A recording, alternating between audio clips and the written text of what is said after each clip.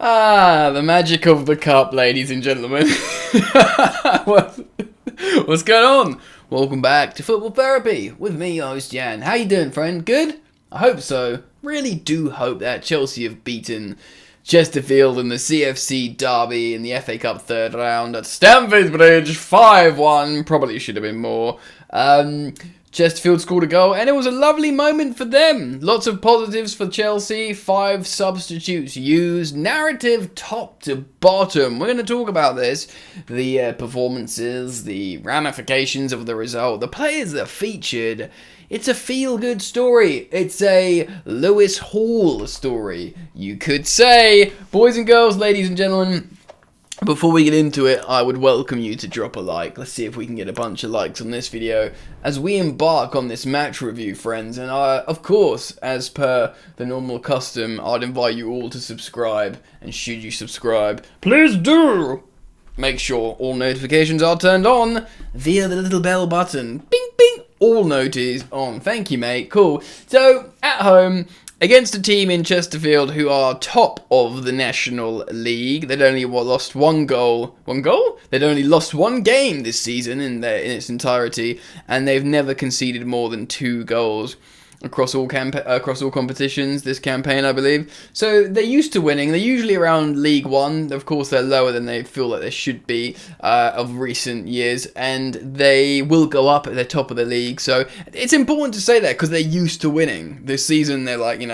just been winning. So Thomas Tuchel paid them respect. We had a rotated side. Lots of people speculated he was playing the 4-2-2-2 again to try and educate Daddy Ranić on how to actually play it, to remind his German mentor how this formation, should be played. But no, we were actually playing a 3-4-3 or maybe a 3-5-2 at the beginning with Romelu Lukaku and Timo Werner up front. So let's run you through the lineup and then we can sort of do a timeline ting and have a bit of fun, mate. So we had Marcus Bettinelli in goal, and boy, we needed to see him. Because if he had, this is the lowest ranked opposition we're going to play ever again this season. He's third choice goalkeeper. Our first choice goalkeeper is at AFCON. If he's absolutely needed to play in this, and he did. Made a couple of saves, didn't really do much. Probably didn't look amazing for the Chesterfield goal, but it's not about that. It's about the narrative. By the way, Marcus Bettinelli, if memory serves, this dude's like 29 years old. As a third choice goalkeeper, the third choice goalkeeper at big clubs is usually like a U23 player, so like a youngster that gets rotated in. Or it's like a 38-year-old Willy Caballero. It's never like 29-year-old Marcus Bettinelli that was like, he's played some minutes for England, I think. So, incredible, really. Anyway, he's in goal. Andreas Christensen played in the back 3 with Malang Sarr, kind of 2 expected players. Lewis Hall, 17-year-old Lewis Hall, who, by the way, spoiler alert, would have a strong shout for man of the match in this game. Sort of played left centre-back, but he was everywhere, man. He was given that Antonio Rudiger role of the left centre-back, full licence to roam forwards. And he looked good, man. He looked good. So we had that. We had a starting central pivot of Saul Niguez and Mateo Kovacic. Hudson-Odoi, left wing back. It says here Hakim Ziyech, right wing back, but I think it was more Christian Pulisic and Ziyech more right wing. Or whatever, and obviously the sort of front 2 of Romelu Lukaku and Timo Werner. So how did the game go down, ladies and gentlemen? Well, I'll tell you. If I can find a way back to the beginning. Yes, so in the 6th minute we scored the opener, and that was a Timo Werner tap-in, I believe. It was a sort of scuffy situation. Someone took a shot on. It might have been... I can't remember who it was, but the ball basically sort of fell into Timo Werner's feet. He took control and tapped it in, and that was a nice nerve settler on the 6th minute. And you don't know what's going to happen in that game. You think it's nice to score early. The 18th minute, Callum Hudson-Odoi scores close to a golazzo, assist Christian Pulisic, apparently. I didn't even know that. I thought Pulisic had a bit of a quiet game, but he obviously got that assist, and he won a penalty later, so maybe not as quiet as I thought. Callum Hudson-Odoi, down the left-hand channel, curls it into the right corner. Probably shouldn't be afforded that much space, but it's the opposition, bro, do you know what I mean? So he gets that goal. We're 2-0 up, and at this point, in the 18th minute, you're thinking, oh, we're strong.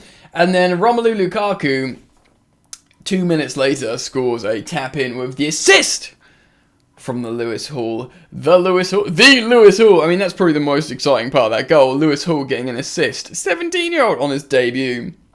Highly rated youngster, very versatile, has played in a multitude of positions for the development level, and obviously being utilised in that left centre-back role where he can get forward as well. Got a lovely assist from Romelu Lukaku, and I believe it may have come from his own shot where it broke back to him. A lot happened in this game. It was hard to remember. Rom getting a tap in. We'll talk about his general performance in a bit. And so it's 20 minutes gone and we're 3-0 up. And you're thinking, ooh, this is an 8-0 game.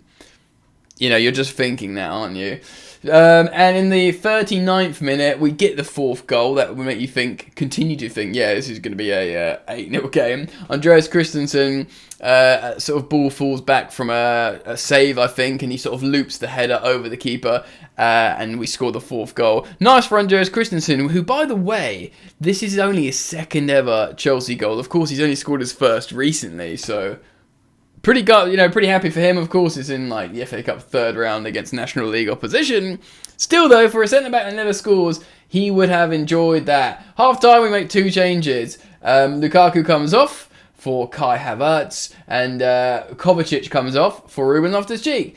On theory, on the surface of it, Mateo Kovacic, an amazing, important central midfielder for us. We're 4-0 up. What's the point in risking him? Literally pointless. You could say the same about Romelu Lukaku. He did score, but he didn't really play particularly well, I don't think. And then, of course, we get our fifth and final goal in the second half on the 55th minute, where Hakim Ziyech converts a penalty that Christian Pulisic won.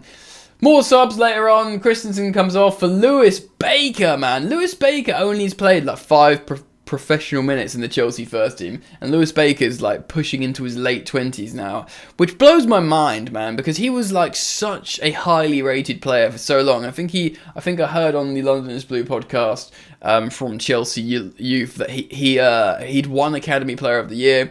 I've heard my friend Joe Tweedy wax lyrical about Lewis Baker before, talking about him being two-footed and just being in this excellently highly rated baller with a great range of pass. Pushing into his late 20s, and he's only really had his proper Stamford Bridge experience, and even that was the final 30 minutes in a cup game against a non football league side. So man, the story of Lewis Baker. Harvey Vale comes on for Pulisic, and I was really hoping Vale would get a goal because he's been looking incredibly at home in this Chelsea first team, and we make more chances. Barkley comes on for Hudson-Odoi, who got a standing ovation by Stamford Bridge, played very well at left wing back, and of course scored a wonderful goal, Hudson-Odoi. So that was nice. And ultimately, the game fizzles out a little bit. In the 80th minute, they get their goal. Their big centre forward does some excellent work. Bettinelli makes a sort of save, and it falls down to Asante, who taps it in. And it's a nice moment for Chesterfield there. The fans are elated. It's like they've just won a cup, and I don't want to be derogatory towards them or condescending, because it is a big moment for them. Chelsea are the champions of Europe. They're away. They're having a good season generally, and they've got to have this experience to see one of their players score against such a sort of high opposition in terms of how difficult the opposition is. So it's a nice moment for them. So let's talk about player performances then. Bettinelli, it's more about the memes, really, getting him in there and giving him a game. I don't think he was great for the save for the goal. Maybe I'm wrong. Feel free to correct me in the comments. Christensen got a goal, fine. Malang Sarr was okay.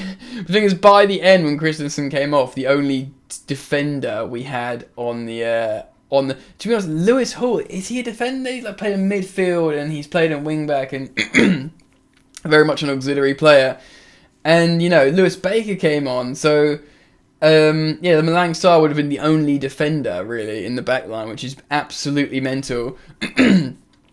Excuse me, Kovacic was very good. You can understand why we took him off to protect him. Hudson-Odoi, very good. Saul Niguez, good senior player, got a booking for a silly challenge, but Hakim Ziyech, some wonderful moments. Had that sort of nearly great goal where he had a poor finish after dribbling into the box. It was almost a little bit Eden Hazard-esque that I tweeted, but he couldn't have the finish. Obviously scored a penalty, played pretty well. Hakim Ziyech, he's had pretty strong moments at the moment.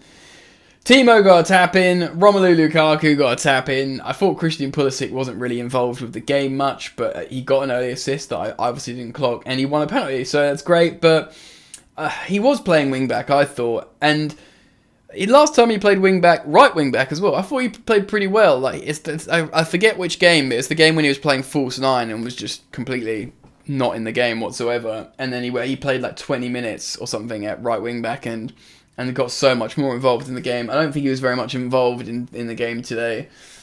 But it is what it is, man. Who else came on? Harvey Vale looks good. He's very confident on the ball in possession and, again, very versatile. Barkley, awful.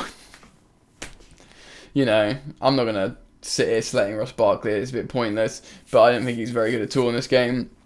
Ruben obviously came on at half-time. I thought Ruben was good. Demonstrating what he can do in the midfield. Lewis Baker, it's more about the moment for him. Again, what do you say about Lewis Baker? He had a couple of moments on the ball that was good. Kai Havertz looked alright. Probably should have done better in a couple of situations, but it's about going through to the next round, guys. That's the most important thing. And it's nice to see, Baker get his minutes finally, proper. And it's nice to see, Hall just playing really, really, really well. He'll probably be the highlight and the talking point for Chelsea fans in this game. So, guys, let me know what you think. Drop a like, comment down below, and let me know how you feel about this result, goal, performance, everything, basically. Cool. All right, peace.